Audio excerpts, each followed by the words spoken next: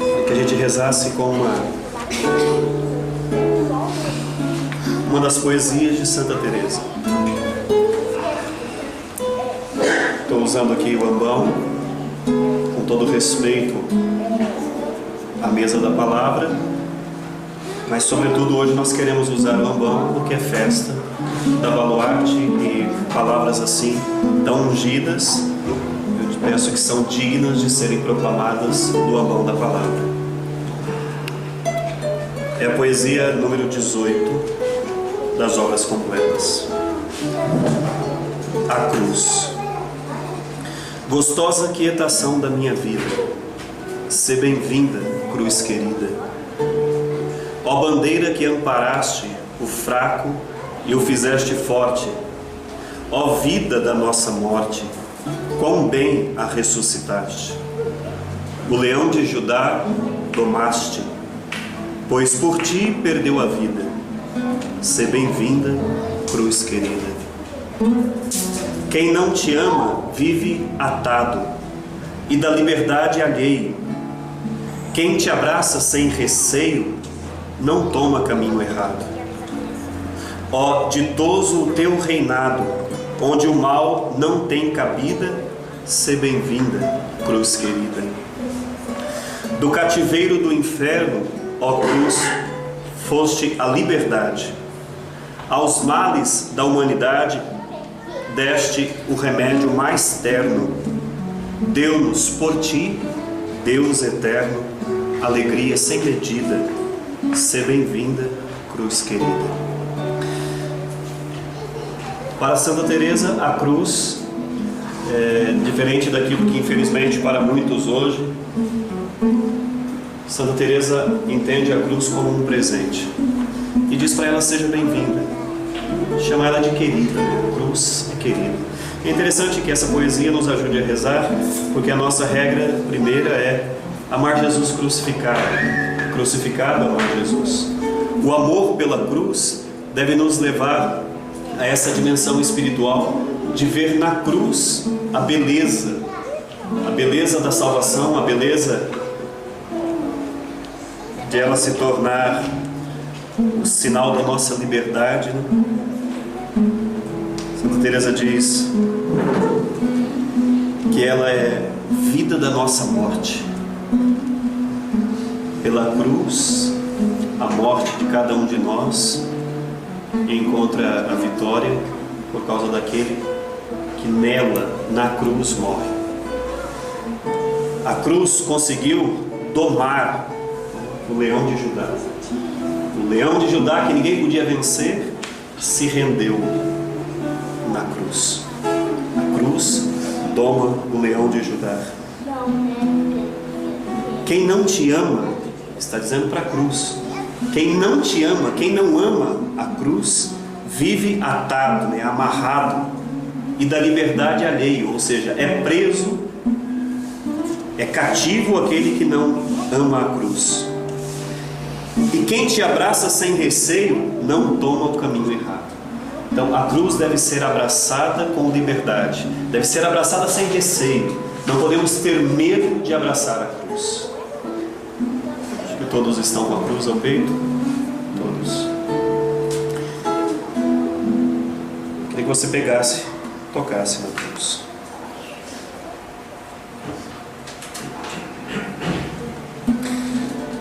Do cativeiro do inferno, ó cruz, foste a liberdade. Aos males da humanidade deste o remédio mais terno. Que remédio é esse? Deu-nos por ti, Deus eterno, a alegria sem medida. E esse refrão: sê bem-vinda, cruz querida. Queria que você rezasse com isso agora, tocando a cruz e dizendo para ela: sê bem-vinda, cruz querida. Seja bem-vinda na minha vida, seja bem-vinda na minha história, seja bem-vinda. E começa então a aceitar, é isso mesmo, aceitar e declarar o amor à cruz de Jesus. Quem não abraça a cruz sem receio, vai tomar caminho errado. Não, nós queremos abraçar a cruz que o Senhor nos deu. Não apenas esse sinal ao peito, mas a cruz de Cristo de modo completo, de modo verdadeiro. O consolo está e a vida só na cruz. E ao céu é a única senda que conduz. Está na cruz o Senhor de céus e terra, e o gozar de muita paz em plena guerra. Todos os males desterra do mundo a cruz, e ao céu é a única senda que conduz. Da cruz é que diz a esposa a teu querido, que é a palmeira preciosa aonde há subido, cujo fruto lhe é sabido ao seu Jesus. E ao céu é a única senda que conduz. A Santa Cruz é oliveira, muito preciosa. Seu óleo nos unge e inunda de luz radiosa. Ó minha alma pressurosa, abraça a cruz, pois ao céu é a única senda que conduz. É o madeiro verdejante e desejado da esposa, que à sua sombra se assentava, a gozar de seu amado Rei Jesus, pois ao céu é a única senda que conduz. A alma que a Deus totalmente está rendida, bem deveras deste mundo já desprendida, árvore de gozo e vida, é a Santa Cruz, e ao céu é o doce caminho que conduz.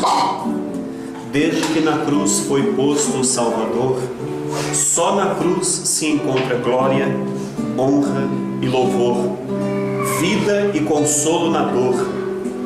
Dá-nos a cruz, e ao céu é a estrada segura que conduz. Poema 19, O Caminho da Santa Cruz. Só um comentário e mais um momento de oração.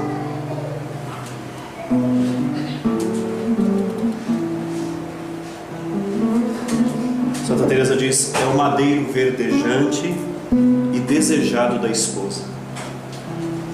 Ou seja, a cruz não apenas deve ser aceita na nossa vida, ela deve ser desejada. A esposa deseja a cruz, que a sua sombra se senta à sombra da cruz, a gozar, a aproveitar deste momento do seu amado, o Rei Jesus.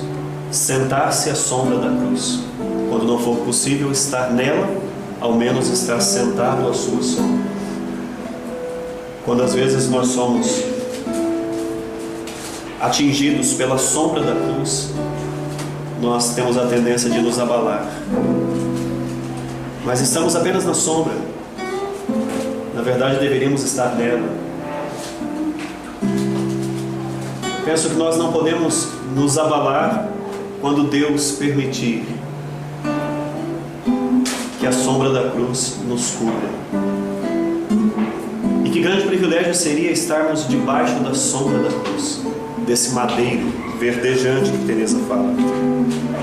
Não é um madeiro ressecado, não é uma árvore morta, não é algo que está para ser condenado, não, é verdejante e deve ser desejado por nós.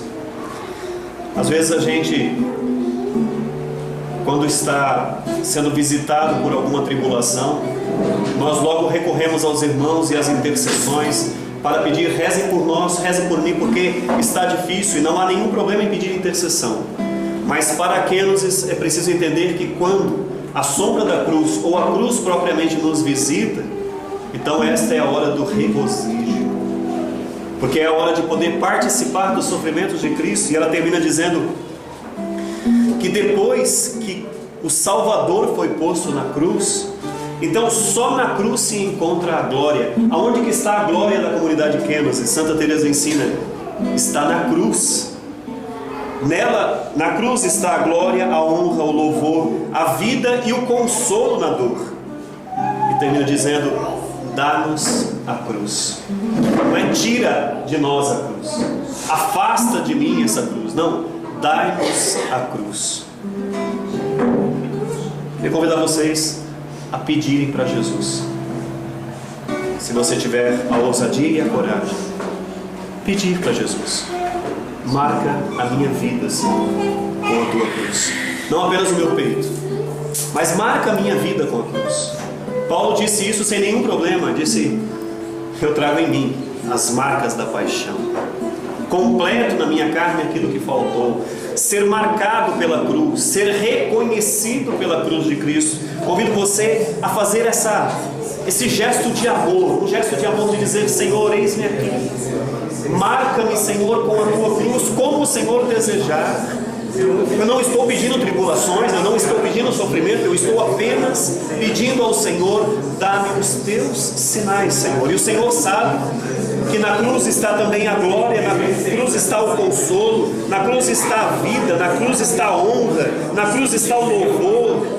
Então, Senhor, esta cruz, com tudo que ela pode proporcionar, é o que nós pedimos, a Santa Cruz. A Santa Cruz como sinal da nossa fidelidade, da nossa identidade, é o que nós te pedimos, Senhor. Eu escolhi, também como ficou livre, uma dos escritos de Teresa, que é chamado de certame. Certame é um jargão, vamos dizer, literário, que significa um debate. Então, Teresa debatia muitas questões místicas e as questões teológicas também, embora ela não fosse diretamente da área da teologia, ela submetia isso aos teólogos, mas ela discutia muito as experiências dela com aqueles que eram os orientadores espirituais. Então, eu peguei um desses textos, que é chamado de certame, esse debate, né? É uma exposição, um fala, depois o outro argumenta. Eu escolhi porque, primeiro, que é curto, e depois porque é um pouco até cômico, é até engraçado a forma como que ela debate e a liberdade com que ela tratava esses temas. Começa assim: um dia, durante a oração, Santa Teresa ela escuta uma voz que diz para ela uma frase, e a frase, as palavras eram: busca-te em mim. Ela escuta isso, ela fica incomodada com isso e fica se perguntando: quem me disse isso? Foi Deus mesmo? Será que é a minha consciência? Ou será que é o inimigo? Então ela começa a refletir sobre isso e, na sua dúvida, ela busca orientação. Então ela chama o seu irmão, Lourenço, e partilha com ele, escreve para ele o que ela ouviu e algumas impressões que ela tem, e busca dele uma ajuda a Lourenço. Lembra que Lourenço é um dos irmãos de Teresa. E ele, se sentindo incapaz de dar uma interpretação para essa palavra, busca-te em mim, que talvez para nós carismáticos, se a gente escutasse algo assim, a primeira coisa é do Espírito: eu confirmo e aleluia. Mas não, Teresa quer o discernimento mesmo dessa palavra. Então Lourenço busca a ajuda de 4 pessoas, se sentiu incapaz de penetrar no sentido profundo dessas palavras, e ele busca a ajuda de 4 pessoas: Julián de Ávila, que também era uma outra pessoa, um diretor espiritual; Francisco de Salcedo; João da Cruz, São João da Cruz, e também algumas monjas do mosteiro de São José. Então, Lourenço sai em busca deles e entrega o que Teresa escreveu para eles. Eles mandam a resposta, cada um dá a sua impressão por escrito e as suas explicações, a sua fundamentação para ajudar ela a entender o sentido daquilo. Não se tem os textos do que eles escreveram e nem o texto do que Teresa escreveu. Só tem o texto da resposta, que seria uma espécie de réplica, está na época de debates aí, né? Uma espécie de réplica ao que eles responderam. Essas respostas, então, é o que tem aqui, dá uma página só. Então eu vou ler rapidamente, para vocês verem que interessante. Santa Teresa diz assim, sobre as palavras busca-te em mim. Quando ela recebe, então, o texto, ela diz: se não fosse por obediência, eu com certeza não responderia, nem aceitaria a judicatura, que é a ideia de emitir um juízo sobre isso, sobre o que vocês me disseram. Lembra, ela pegou o texto, falou: agora eu preciso dar uma resposta para eles, para saber se eles têm razão ou não. Não, porém, pelo motivo alegado pelas irmãs daqui, que é estar meu irmão entre os opositores, como se a afeição levasse a torcer a justiça. Ou seja, ela não concorda muito com o que aquelas pessoas escrevem, lembra? Junto desses que escreveram está São João da Cruz, que escreveu alguma coisa e ela está tratando como alguém que está se opondo ao que ela pensava. A todos quero muito por me terem ajudado a levar meus trabalhos. Meu irmão chegou já ao fim para beber do cálice. Embora tenha alcançado alguma parte, alcançará ainda mais com o favor do Senhor. Ele me dê a graça para não dizer algo que possa ser denunciado à Inquisição, pois não sei como me anda a cabeça depois das muitas cartas e negócios que escrevi de ontem à noite para cá. Aliás, quem tem a obra completa da Santa Teresa vai ver que quase a metade delas são cartas que ela escreve para muita gente. Mas a obediência tudo pode. E assim farei o que Vossa Senhoria manda, bem ou mal. Tive desejo de divertir-me um pouco com os papéis e não pude deixar de fazer. Então agora ela vai dizer para cada um, de modo até divertido, até irônico, algumas coisas. Ao primeiro, que é Francisco de Salcedo, ela diz: ao que parece, o mote é do esposo de nossas almas, que diz: busca-te em mim, que é a frase que ela tinha ouvido. Sinal de que o senhor Francisco de Salcedo erra quando insiste em pôr Deus em todas as coisas. Sabido é que está em todas elas. Só explicando aqui. Ela diz o seguinte: não é porque a palavra é busca-te em mim, significa que já é Deus que está dizendo. Ela diz: essa pessoa erra quando tenta colocar Deus em todas as coisas.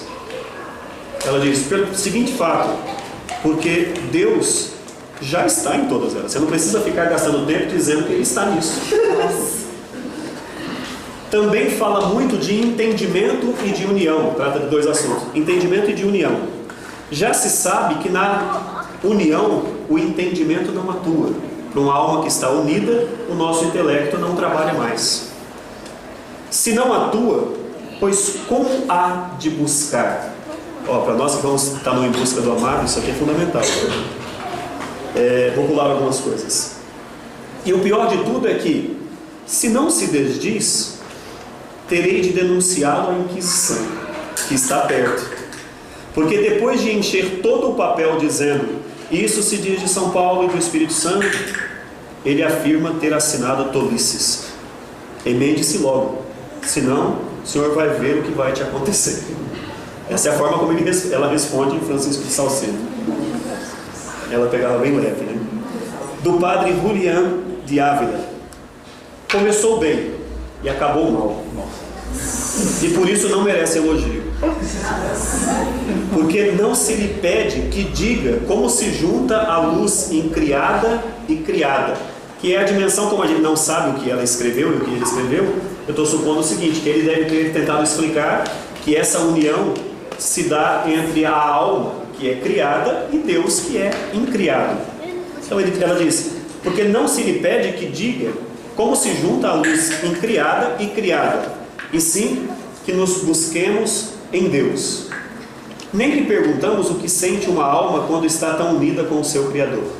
Se está tão unida com Ele, como entende se se diferencia ou não?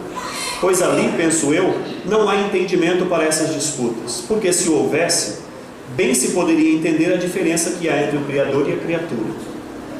Também diz, quando está purificada, deve ser algo que ela comenta no texto dele.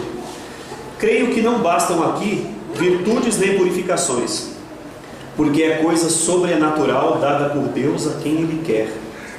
E se algo dispõe, é o amor. Mas eu lhe perdoo os seus erros, porque não foi tão longe quanto o meu padre Frei João da Cruz. Quanto ao padre João da Cruz, ela diz, que é São João da Cruz: dá muito boa doutrina em sua resposta, para quem quiser fazer os exercícios que fazem na companhia de Jesus. Ou seja, nós aqui somos o Carmelo, você está dando ensinamento lindo, mas lá para a companhia de Jesus, para nós não.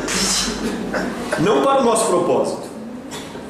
Caro seria não poder buscar a Deus senão quando estivéssemos mortos para o mundo. Mas não estavam a Madalena, nem a Samaritana, nem a Cananeia quando o encontraram. Também fala muito de fazer-se uma mesma coisa com Deus em união. Mas quando isso vem a acontecer e Deus faz esse favor à alma, não diz que o busquem, porque já o encontraram. Olha o que ela diz de João da Cruz: Deus me livre de gente tão espiritual que de tudo quer fazer contemplação perfeita. Dê no que der.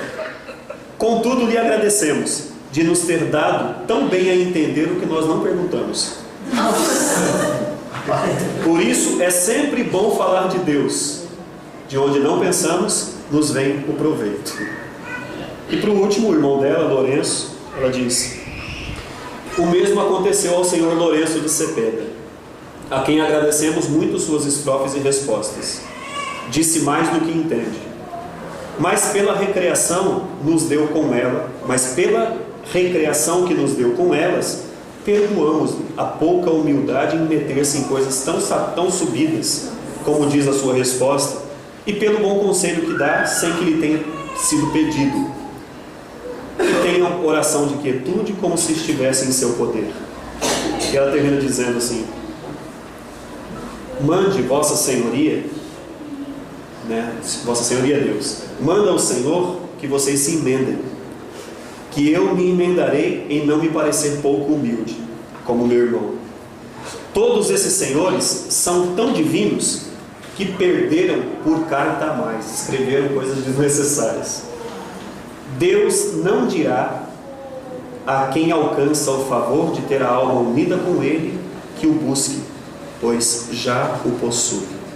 Essa é a frase que ela fecha e ela explica. Aqui está a explicação fundamental. Ela diz: Deus não diria, vou colocar nesse termo, Deus não diria a quem alcança o favor de ter a alma unida com Ele que o busque.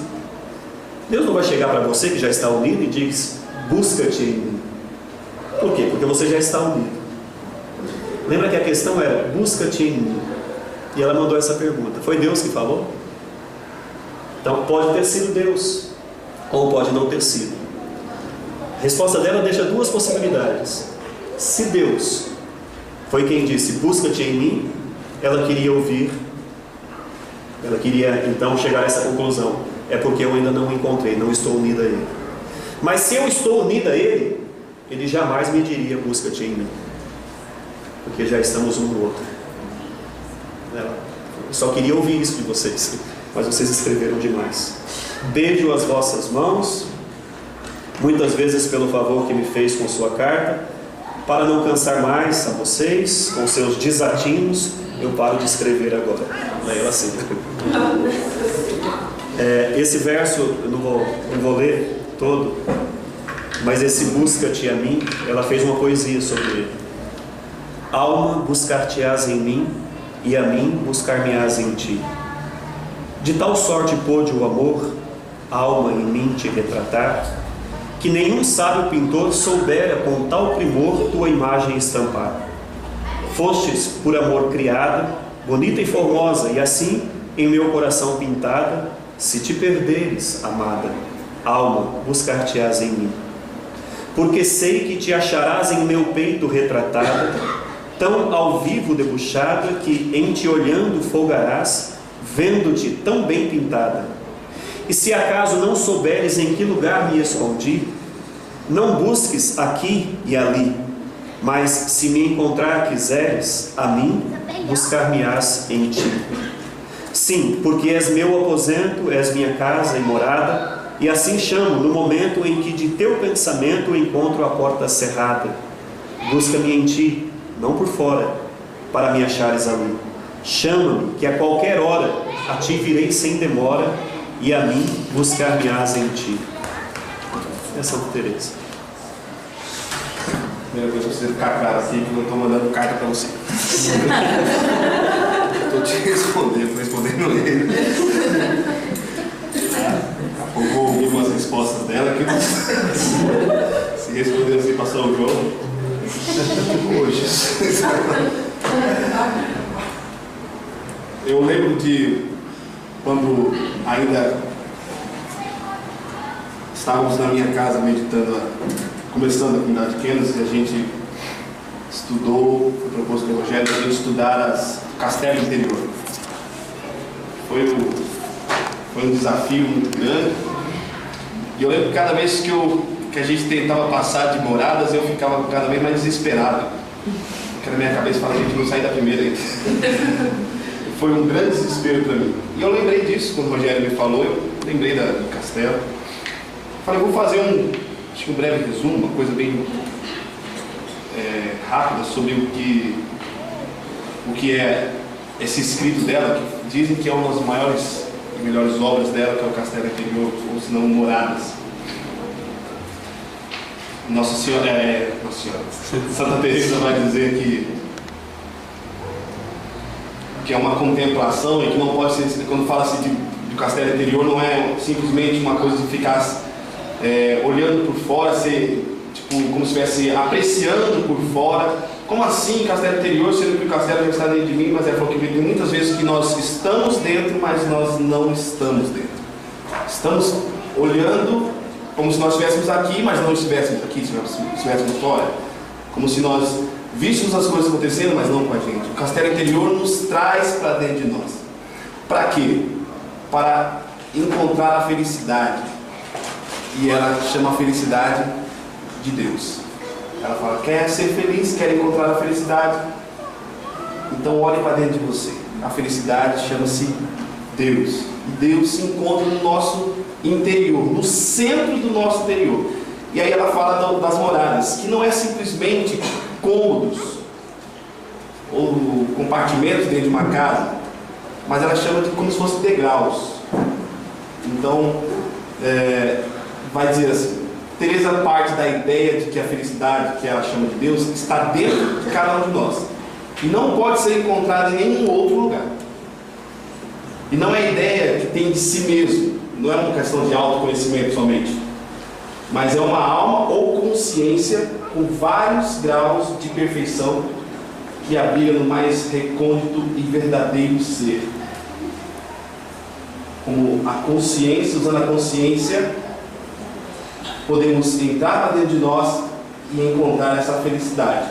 Para isso, ela fala de uma chave e depois de duas chaves. A primeira chave, que é a oração. Ela fala que a chave da porta principal do castelo é a oração. Sem oração é impossível você entrar no castelo interior. E depois, para entrar nas moradas, você precisa de outras chaves, que é a humildade e a devoção. E eu entendi dessa forma, como que a oração é a forma como você se relaciona com Deus, se relaciona com Jesus. E quanto mais você se relaciona, você precisa da humildade para você reconhecer quem você é. Quando você se torna humilde, quando você busca essa humildade, porque você conhece Jesus, você vê que Ele é grande e você não é nada. E nisso você tem a devoção, que é o amor a Jesus. O caminho é esse. Nas 3 primeiras moradas, ela vai falar que é a parte mais difícil, mais complicada e mais demorada, é onde nós vamos nos deparar com nossas impurezas. Como por ser degraus, nós estamos mais perto do solo, onde as coisas estão mais sujas, estão mais impuras. Porque estando mais próximo do solo, são mais vulneráveis às paixões, ao orgulho pessoal, ao amor narcísico, à avidez e às vaidades. Ao tomar ciência dessa poluição, quem entra nessas moradas deve, em primeiro lugar, proceder à faxina, penitenciando-se de todas as suas falhas. Então é o tempo mais demorado e mais complicado, são as primeiras moradas, as 3 primeiras moradas, que fala da faxina. Então por isso que precisa da humildade, que sem humildade você não consegue reconhecer que as coisas estão sujas. As 4º moradas, já não existe mais o apego e sente-se muito prazer no recolhimento interior. É como se a oração já não fosse mais um sacrifício. Nas primeiras moradas você vai ter muito sacrifício para rezar, é um esforço. Nas 4º moradas você já tem aquilo como um prazer, é uma alegria se recolher em oração. Como o Rogério até citou, ele para com o entendimento e passa somente a amar. E é por amor que você se recolhe em oração. Daí pulando para as 5º moradas, que é o momento da transformação. Ela usa o termo de que a lagarta se faz borboleta. Sai do processo feio e sujo para poder começar a voar. Que é o momento da transformação a partir desse momento, desse amor que você tem por estar na presença de Jesus. As sextas moradas, vai dizer aqui que é uma das mais belas, porque frequentadas pelo Senhor do castelo, nelas a alma realiza os esponsais com divindade. As tribulações, todavia, continuam, porque as outras pessoas com quem necessariamente ela convive não a entendem. Santa Teresa, como todo místico, destoa de todo grupo social e a criticam e desprezam. É a noite escura da alma que precede a plena e definitiva transformação. Dizem que é a mais bela, mas também é a mais sofrida. Aqui associamos a beleza da cruz, como nós rezávamos aqui. É o momento mais difícil das moradas, o momento do desprezo, mas é o mais belo, é uma das mais belas. E por fim, como nós encerramos também a oração, chegamos nas sétimas moradas, que são as mais ricas e mais bonitas. A alma une-se em casamento com a divina. Acho que é por isso que eu me apaixonado. Vimos rezando e eu me apaixonando por minha esposa. Nesse estágio, a pessoa percebe a sutil divisão entre a alma e o espírito, o centro sectário. Eu não sei qual é. O matrimônio espiritual nada mais é do que a divinação da alma, que purificada, fortalecida e iluminada, passa a desfrutar da paz que excede todo o entendimento. Assim eu consegui ler alguns escritos em alguns sites, tentar fazer um resumo daquilo que é as moradas, um dos mais belos escritos de Santa Teresa, e vou tentar ler de novo com menos peso agora, com mais amor. Eu logo pensei no livro Caminho de Perfeição, só que eu não sabia qual ponto tratar. E aí eu comecei a folhear o livro e parei no capítulo 6, que eu vou ler alguns parágrafos só, que fala sobre o perfeito amor. Santa Teresa, quando ela entra nesse ponto, ela fala sobre 3 coisas importantes na vida espiritual. Ela fala sobre a caridade fraterna, sobre o desapego e a humildade. Esse perfeito amor que ela trata aqui entra nesse aspecto da caridade fraterna. E ela diz assim: quando Deus dá a conhecer claramente a uma pessoa o que é o mundo e quanto vale, e que há outro mundo, a diferença que há entre um e outro é que um é eterno e o outro é um sonho, ou que coisa é amar o Criador ou a criatura, não por fé ou persuasão, mas por experiência, o que é muito diferente. Quando esta alma vê e prova o que se ganha com um e se perde com o outro, que coisa é o Criador e que coisa é a criatura, e muitas outras verdades que o Senhor ensina a quem se deixa instruir por Ele na oração, ou a quem apraz a sua majestade ensinar, essa pessoa sabe amar muito, muito melhor do que os que ainda não chegaram a essa perfeição. Notai agora, quando queremos o amor de alguém, sempre temos em vista um proveito, ou nosso, ou um contentamento pessoal. Ora, essas almas perfeitas já trazem tudo debaixo dos pés. Deixa eu explicar aqui. Aqui ela está falando sobre o relacionamento das freiras, das irmãs. Ela fala sobre a amizade, como elas se relacionam. Eu vou voltar aqui.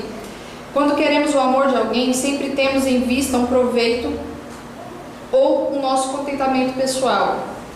Ora, essas almas perfeitas já trazem tudo debaixo dos seus pés: bens, satisfações e prazeres que o mundo lhes pode dar. Chegaram a tal ponto que, por assim dizer, ainda que queiram, não se podem deleitar senão em Deus, ou em tratar de Deus. Sendo assim, que interesse pode haver em serem amadas? Aqui a gente estudou esse livro aqui na comunidade, e nesse momento, enquanto eu parei aqui, é algo que eu nunca disse isso para o Rogério, nem para a Ed, mas na hora que eu li, eu me lembrei de uma fase da minha caminhada aqui na comunidade. Quando queremos o amor de alguém, temos sempre em vista um contentamento pessoal, um proveito pessoal. E aqui, como ele falou que é para partilhar também, vou fazer uma partilha de algo, como se fosse uma confissão minha diante de toda a comunidade. Por muito tempo, eu busquei esse proveito pessoal, desejando amizade, e mais do que essa amizade, usando a amizade porque é disso que ela fala aqui, mas mais do que isso dentro da comunidade. Por vezes eu buscava mais o amor do meu fundador do que dos outros irmãos. Lembro uma vez que aqui nós tínhamos o Célio fazia a formação humana, e o Célio perguntava assim, aleatoriamente, não foram para todos os membros, ele disse assim, qual é a sua dificuldade aqui? E aí ele perguntou para um, para outro, quando ele parou em mim, eu lembro que o Rogério acho que chegou um pouquinho depois, o Rogério estava lá no canto, e aí ele disse assim, aí perguntou para mim, Rafaela, qual é a sua dificuldade aqui na comunidade? E eu disse assim, esperar dos outros, o fato de esperar dos outros. Só que naquele momento eu queria dizer, esperar do Rogério, que me atrasou muito e me fez muito mal. E ali hoje, graças a Deus, eu consigo perceber que é o desencantamento com a Kênesis, que faz parte. Só que essa fase me fez muito mal. E quando eu lia isso, eu dizia, acho que eu preciso confessar, acho que chegou o tempo de eu confessar isso. E eu não esperava dos outros membros, os outros poderiam fazer tudo o que eu esperava do Rogério, mas se não fosse dele, para mim não me bastaria. Eu esperava dele, o pastoreio dele, o cuidado dele, era só isso. Como membro da comunidade, era isso que eu esperava. Esse ano, Deus me libertou disso. Teve um momento, foi muito difícil, eu sei que teve momentos aqui dentro da comunidade que eu tive uma dificuldade de acolher aquilo que vinha dele, de tão sério que isso ficou em mim. Até que a gente teve uma conversa, mas ainda não foi suficiente, viu, Rogério? Aquela conversa para me libertar.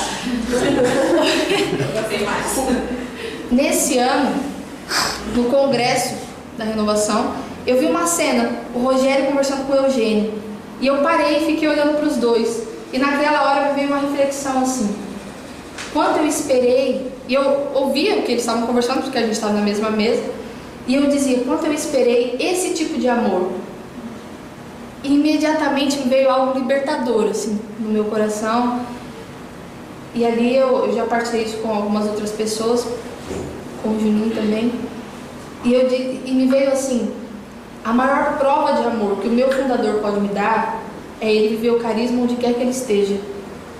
Eu vou ser muito amada por você, Rogério, por você, Edna, quando vocês, onde quer que vocês estejam, vocês vivessem mesmo o carisma. A maior prova de amor que o Rogério pode dar para mim, como membro dessa comunidade, é viver o carisma Kênesis, é mostrar para mim que é possível. E ali eu via realmente me libertando desse apego. Hoje, Rogério, pode estar onde for, me olhando, não importa mais. Ali eu via que eu precisava passar por isso, mas eu precisava compreender que de perfeita minha alma não tinha nada, e não tem também, mas que é um processo. E que quando eu li isso, eu falei assim, não, eu preciso ler isso e confessar isso diante da comunidade. Como me fez mal no meu progresso espiritual, como fez mal para as pessoas que moravam comigo na época, a Lisa, a Rose, porque eram as pessoas que me escutavam, o Juninho. Então fez mal porque eu acabei disseminando isso. E me atrasei muito, porque para cair no meu coração cada formação, quando vinha dele, foi muito difícil. Mas graças a Deus hoje já está tudo bem. Convencidas dessa verdade, riem-se de si mesmas e do tempo em que se afligiam por não saberem se era correspondido ou não o seu afeto. Vê se tem tudo a ver com isso. É muito natural querer a paga de uma boa amizade, mas cobrada esta, em que consiste? Palhinhas ocas e sem peso que o vento leva. Ainda bem, Rogério, obrigado, viu? Por todo desprezo.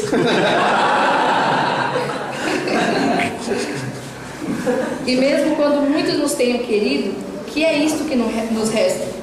Essas almas perfeitas pouco se importam de serem ou não queridas, a não ser, repito, para seu proveito espiritual, sabendo muito bem, dada a nossa natureza, que aqueles que nos ajudam podem se cansar. Parecer-vos-á que essas almas não amam como nós, nem sabem amar senão a Deus? Pois eu vos digo que amam muito mais, e com maior veemência, e com o amor mais proveitoso e verdadeiro. Enfim, é amor, de Santa Teresa. Então, tudo isso que eu vivi é amor. São sempre muito mais afeiçoadas a dar que a receber, até com o próprio Criador. Asseguro-vos que só este amor merece tal nome, que essas outras afeições imperfeitas lhe têm usurpado o nome. Forte, né, irmãos? Ninguém pode enganar uma alma perfeita, porque ela sabe por experiência o valor das coisas terrenas. Essas almas nas quais o Senhor infundiu verdadeira sabedoria não querem amizades que só duram o tempo da vida. Não lhes dão valor. Para quem deseja gozar as coisas do mundo, prazeres, honras e riquezas, esse amor terreno será válido quando o amigo é rico e possui meios de recreação e passatempo. Mas se nada disto interessa, nenhum caso faz de tal amizade. Quando as almas perfeitas amam a alguém, desejam ardentemente que o amigo tenha amor a Deus, para ser também amado por ele. Sabem que de outro modo o amor não é durável. É a amizade que lhes custa muito caro. Não há diligência que deixem de fazer para aproveitamento da pessoa amada. 1000 vidas dariam para lhe obter um pequeno benefício espiritual. Ó precioso amor, que tão fielmente imita o comandante-chefe do amor, Jesus, nosso bem.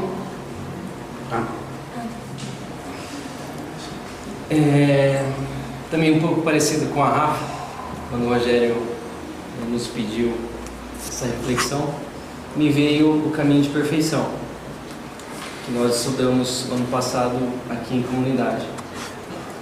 E o porquê, não só por ser o documento, o livro, a obra dela, que nós estudamos em comunidade, e fomos capítulo a capítulo, observando os detalhes, mas de uma forma geral, a cada ensinamento que ela dava para as monjas lá no mosteiro, para nós cabia como uma luva. Parece que ela estava falando para a comunidade de Kennedy. Parece que todas as orientações e os ensinamentos lá dela, carmelita, serviam inteiramente para nós aqui quenóticos, né? Então, de uma forma geral, o capítulo que eu parei também folheando foi o capítulo 12, que tem o título: Quem verdadeiramente ama a Deus despreza a vida e a honra, em que ela começa fazendo uma pergunta nesse capítulo: por que nos preocuparmos em mortificar o interior? Que ela mesma responde da seguinte forma: é que essa mortificação torna mais meritórias e perfeitas as demais obras e nos ajuda a praticá-las com mais suavidade e descanso. Ela começa nessa introdução da mortificação interior para levar a uma consciência das monjas para não fazerem a vontade própria delas, para não fazerem o que elas queriam, o que elas tinham em mente. E ela diz da seguinte forma: aos pouquinhos, resistindo a nosso apetite e nossa vontade própria, mesmo em coisas pequenas, iremos adquirindo a virtude até sujeitar inteiramente o corpo ao espírito. Então ela pede essa mortificação e justifica aqui, aniquilando essa vontade própria, nosso apetite, nós conseguiremos chegar a essa virtude de inteiramente sujeitarmos o nosso corpo ao espírito e não mais à carne. E ela continua: aprendamos a contradizer em tudo a nossa vontade própria. Se empregardes nisto todo empenho, toda aplicação, pouco a pouco estareis no alto, no cume, sem saber como. Então, se nós, de fato, colocarmos todo o empenho e não fazermos a nossa vontade, em contradizer tudo que vem de nós, ela vai dizer que, mesmo sem perceber, a gente vai chegar ao cume. Quando a gente menos perceber, já estaremos no cume, se não fizermos a nossa própria vontade. Ela continua e fala um pouco dos pensamentos, nessa questão, já entrando um pouco também na humildade. Ela diz assim: acerca dos pensamentos, haja muita vigilância, especialmente no que se refere às superioridades. E ela cita alguns exemplos do tipo, que não nos venha, né, esses pensamentos: sou mais antiga, tenho mais anos, trabalhei mais, tratam melhor a outro, sou mais experiente, e por aí vai. Ela pede vigilância também nesses pensamentos. Nessa questão da humildade, então, ela vem nos dar um ensinamento também. Da seguinte forma, ela diz: parece-me que ao verdadeiro humilde, ainda por primeiro movimento, não ousará o demônio tentar em matéria de superioridades. Sagaz como é, teme o golpe. É impossível uma alma humilde não sair com maior fortaleza e aproveitamento na humildade quando é tentada contra ela. Quando a alma é tentada contra a humildade, é impossível que ela não saia mais forte e com maior proveito daquela situação. E ela continua: está claro, nessa tentação ela revê sua vida passada, busca lá sua história, compara com seus pobres serviços que ela presta nesse tempo, com os benefícios recebidos de Deus, examina os próprios pecados e o lugar que mereceria estar por eles. Quando vem essa tentação, passa tudo isso na alma. E ela continua: considera também as grandezas que o Senhor realizou, aniquilando-se a si mesmo, para nos deixar exemplo de humildade. Tudo isso, quando vem a tentação contra a humildade, a gente para então e vê a nossa vida passada, o que a gente presta de tão pouco a Deus, examina os nossos pecados, a condição que deveríamos estar por conta deles, e também olhamos as grandezas que o Filho de Deus realizou, não fazendo a própria vontade, se aniquilando para nos dar o exemplo de humildade.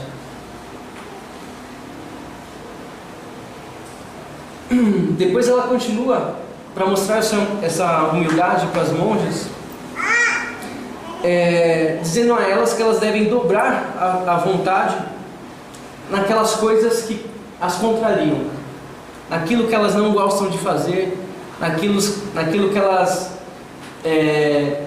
não buscariam fazer por primeiro, nas ordens recebidas, que elas ali devem dobrar a vontade que as contrariam, para ir tomando este caminho de humildade. E ela diz assim, falando da honra: a honra tanto mais se perde quanto mais se deseja. Fazendo já a contrapartida contra a humildade, né? A honra e a humildade. A honra tanto mais se perde quanto mais se deseja. Não há tóxico no mundo que mate tão eficientemente como essas ambições destroem a perfeição. Então, é uma verdadeira lição, né, de humildade que Teresa dá para aquelas monjas. E todo esse exemplo de humildade, que ela mesma diz que o exemplo vem do Cristo, que se aniquilou, da mortificação interior, de não buscar as honras. Então tudo isso é um pouco do que ela trata aqui no livro. É apenas um capítulo, né, que eu me fixei, capítulo 12. mas que todo o livro Caminho de Perfeição vai nesse sentido, nos mostrando o que de fato nos leva a Deus, nos ensinando a nos desapegar, a não fazer a nossa vontade, e que inteiramente estão ligadas às regras e ao carisma da comunidade Kenosis. E é isso que eu queria partilhar um pouquinho com vocês, que quando a gente lia e estudava o livro, era como se fosse um aprofundamento das regras e do carisma Kenosis, mesmo sendo um livro lá para as carmelitas, mas parece que se aplicava inteiramente para nós aqui. Quando o Rogério mandou a mensagem para mim ontem, na hora me veio o livro da vida, né? Eu estou lendo o livro da vida e é uma autobiografia que a própria Santa Teresa escreve dela mesma, né? Por isso autobiografia. Ela trata nesse livro de tudo aquilo que ela viveu interiormente, ela escreve. E até na época, quando eles pedem para ela escrever esse livro, ela reluta um pouco, porque ela não queria escrever. Ela falou assim, como que pode alguém escrever o que está dentro e colocar escrito, e os outros lerem e entender ainda? Então, ela, ao escrever, ela ia escrevendo esse livro, e ela resmungando com ela mesma, enquanto ela escrevia. Então, quando o Rogério pediu, eu falei assim, eu vou estudar um pouco da história da vida dela, porque eu sou apaixonada pela história da vida de Santa Teresa e não consegui ainda descobrir tudo, mas estou buscando. E o livro da vida tem tudo a ver com essa história. Então eu vou relatar um pouco assim um fato mais histórico dela, relacionado com o livro da vida. Santa Teresa de Jesus, ela era uma carmelita espanhola do século XVI. Ela marcou a época por causa dos seus talentos, porque Santa Teresa ela sempre foi conhecida como essa palavra que o Rogério falou, de determinada. Ela sempre foi muito determinada, ela era muito comunicativa, muito alegre, e ela sabia muito bem tratar com as pessoas, né? Apesar da gente ver ela muito direta nas respostas dela, mas todo mundo gostava de Santa Teresa, apesar desse jeito direto que ela tinha. E ela, por causa desse jeito dela, ela encontrou graça, né? E ela era, entre os 11 irmãos, a preferida dos pais, por causa desse jeito que ela tinha, assim, de se envolver com as pessoas. E enquanto eu estudava, tem um ponto que eles falam assim, que se fosse perguntar para Santa Teresa um resumo da vida dela, o que ela responderia? Então ela escreve que um ponto assim, cantarei as misericórdias do Senhor. Por que ela fala isso? Porque aqui no capítulo 1 do livro da vida, quando ela começa a falar de como foi bom ela ter tido pais virtuosos para ajudar ela nesse avanço desse caminho de perfeição. Então, ao escrever esse primeiro capítulo, ela fala, cantarei as misericórdias do Senhor. Por quê? Porque quando ela começa a escrever o livro da vida, ela já estava com 50 anos. Então ela já tinha passado por muitos sofrimentos, muitas provas, doença. Ela passou por doença que travou os nervos dela. E se alguém já teve a oportunidade de assistir o filme completo, ela rastejava no chão como se fosse um animal, porque ela não conseguia andar, porque os nervos retraíam. Então assim, fora isso, ela passou por muitas outras coisas. E ela adquiriu essa doença e ela ficava com muita dor no nervo.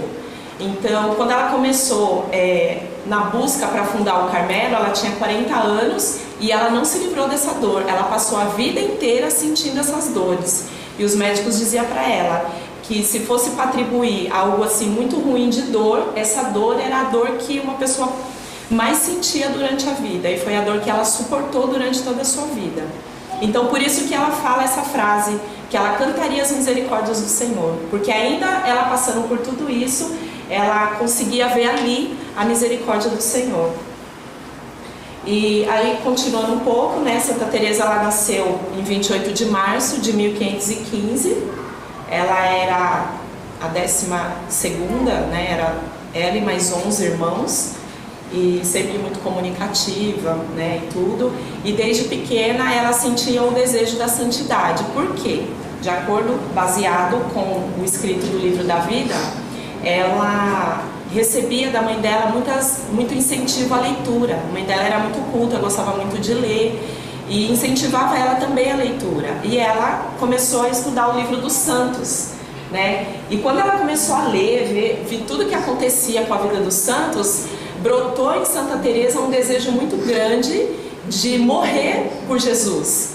Então Santa Teresa tem o desejo de fugir de casa e morrer pela causa de Jesus Cristo. Só que daí essa fuga foi frustrada porque o tio descobriu onde ela e o irmão estavam e trouxeram eles de volta, né? E então Santa Teresa, ela tinha 6 aninhos. Ela tinha 6 anos, exatamente, com 6 anos. Então imaginei a Milena fugindo de casa com outro irmão que tinha 7 anos. Querendo ser mártir. Querendo ser mártir. Só para vocês terem ideia de como que já era esse desejo de Santa Teresa. Só que daí, conforme ela foi crescendo, aí aconteceu um fato na vida dela, que foi a perda da mãe. E ela ficando assim muito triste por a mãe ter morrido, ela recorre a Nossa Senhora, né? Ela chega numa paróquia lá e pede para que Nossa Senhora fosse a mãe dela. Assim como Nossa Senhora era a mãe de Deus, ela pediu que Nossa Senhora também fosse a mãe dela. E a partir dali, Teresa continuou sua vida. E num determinado tempo da sua adolescência, com uns 14 anos aproximadamente, ela se sente um pouco desorientada, porque ela perdeu a mãe e ela começa a ter amizade com os primos, muita amizade com esses primos. E aqui também ela dá uma orientação, falando, né, como até a Rafa, acho que foi a Rafa que falou, da amizade no caminho de perfeição. Aqui também ela dá um alerta sobre a amizade, porque ela fala assim: se ela tivesse tido nesse período amizades virtuosas, ela teria crescido muito mais na sua vida interior. E nesse período foi o período que Santa Teresa regrediu na sua vida interior.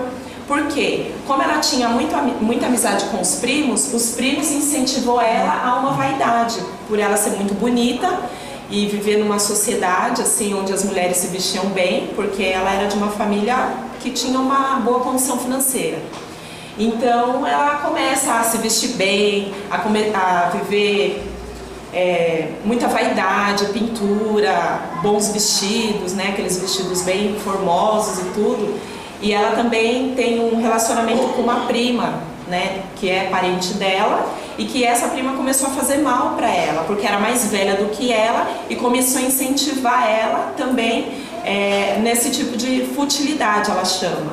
Então, nesse período, Santa Teresa ela decai um pouco, porque ela sempre seguiu sabendo que ela queria nunca desagradar o coração de Deus. Só que com essas atitudes, ela desagradou.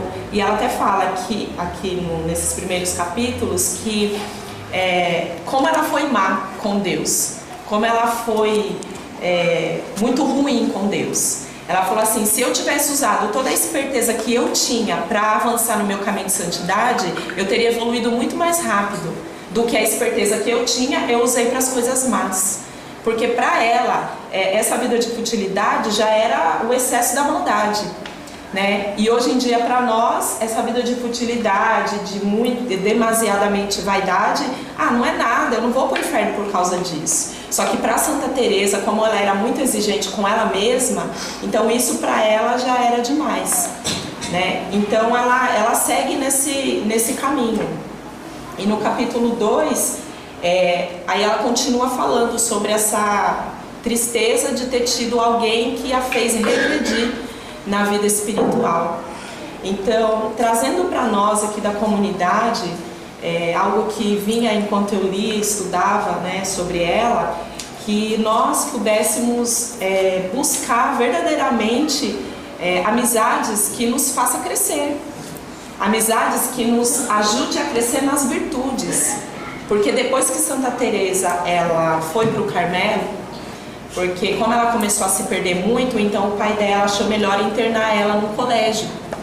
E aí ela foi, contra a vontade. Só que depois dela ter ficado lá e começou a se relacionar lá com aquele ambiente, ela começou a gostar. E aí depois ela foi para o mosteiro da Encarnação, e ali ela começou a conviver, se eu não me engano, com a monja chamada Joana, se a memória não me falhe. E essa monja começou a ajudar ela a avançar, porque essa monja tinha boas virtudes e tudo mais. Então, que a gente possa buscar entre nós aqui da comunidade, mesmo fora, amizades que nos façam crescer na virtude. Que a gente tenha cuidado, né, com os tratos, com os irmãos, para que a gente possa crescer. Porque tudo o que relaciona na nossa vida cotidiana também nos relaciona na nossa vida espiritual. E aí agora eu vou falar alguns pontos assim, de curiosidades que eu achei legal de Santa Teresa. Quando ela ficou doente, ela estava quase morrendo. Inclusive o pai já tinha até aberto a cova no quintal esperando, não o pai, ou os outros. Só que o pai dela, ele tinha fé e ele tinha certeza que ela não iria morrer. E ele recomenda a Santa Teresa a intercessão de São José. E quando todo mundo achou que ela tinha morrido, já tinha até colocado as velhinhas na mão dela, que era o costume da época, chega lá, Santa Teresa está bem com os olhinhos abertos, porque o pai dela tinha certeza. E partindo daí, ela acolheu São José na vida dela, tanto que o primeiro mosteiro que ela reformou, né, ela colocou o nome, ela ofereceu os cuidados de São José. E Santa Teresa, nesse caminho dela de espiritualidade, ela também buscava alguns amigos teólogos que pudessem ajudar ela nesse avanço da vida contemplativa, da vida de oração. Então ela pediu o auxílio de São João da Cruz, São Francisco Borja, São Pedro de Alcântara e São José de Ávila. Isso foram alguns teólogos da época que ela pedia o auxílio. Só que num determinado momento, Santa Teresa ouviu uma voz do Senhor que lhe dizia assim: já não quero que tenhas conversa com os homens, mas com os anjos. E incutiu-lhe grande desejo de santidade e de serviço à igreja. Então, a partir desse momento que Santa Teresa ouve a voz do Senhor pedindo que ela ouvisse somente a voz dos anjos, então ela cresce ainda mais na intimidade com Deus e ela começa a receber de Deus revelações que só ela sabia. Então ela começou a receber de Deus grandes revelações, grande sabedoria que era dada a ela pela própria experiência da oração. Até esses pontos que a gente estudou no Caminho de Perfeição, quando ela fala da oração de quietude, da contemplativa, desses graus da oração, tudo isso ela foi experimentando primeiro. Então o que ela escreve é o que ela viveu, o que ela experimentou por graça de Deus. E aí das últimas palavras de Santa Teresa ao morrer, ela diz: Senhor, sou filha de vossa igreja e como filha da igreja católica eu quero morrer.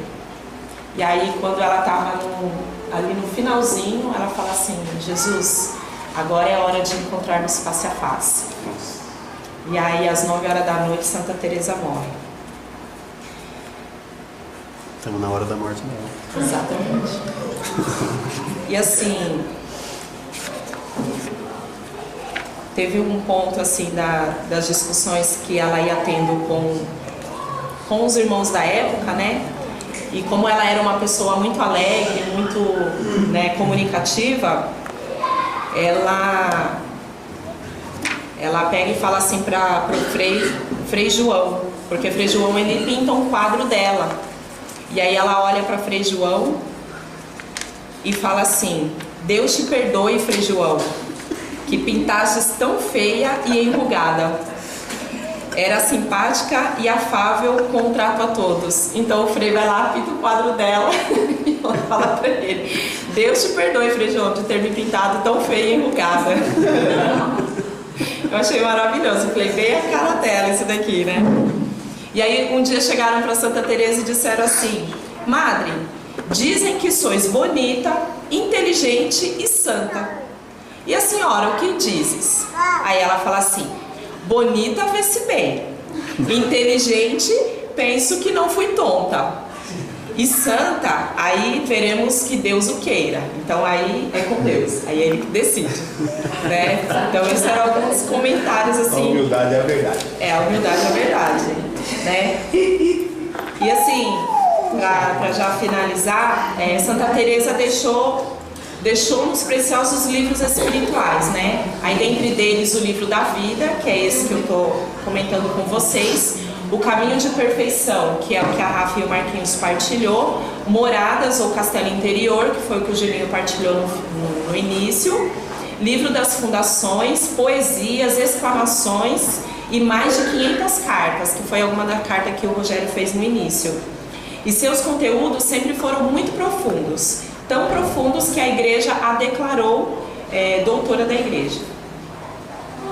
E ao todo, ela fundou 17 conventos. E com 40 anos e muitas dores, ela inicia a fundação do Carmelo, né? A reforma do Carmelo, junto com São João da Cruz.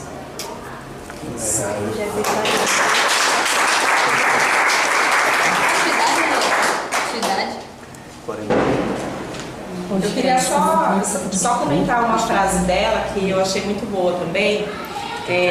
Ela fala assim, ó, que em tempos de tristeza e inquietação, não abandones nem as boas obras de oração e nem a penitência a que estás habituada. Antes, as intensifica e verás com que prontidão o Senhor nos sustenta. Eu queria concluir só lembrando de um dos estudos, o Padre Paulo Ricardo comentou, eu lembro que eu já falei aqui uma vez, mas hoje é um dia oportuno para relembrar isso.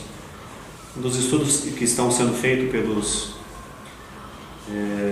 dominicanos, se eu não me engano, acho que pelos dominicanos, que estão estudando as obras do Carmelo.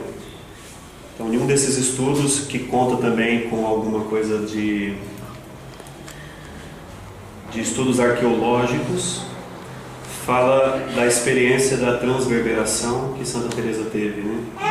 Comentei sobre isso, que foi aquela experiência de oração que ela estava já depois de um tempo, já lá na sétima morada, né? Diante do Senhor, e ela tem a experiência de ser transpassada por um fogo, né? Por uma flecha de fogo, uma experiência mística, que ela chega a narrar sobre isso como experiência mística.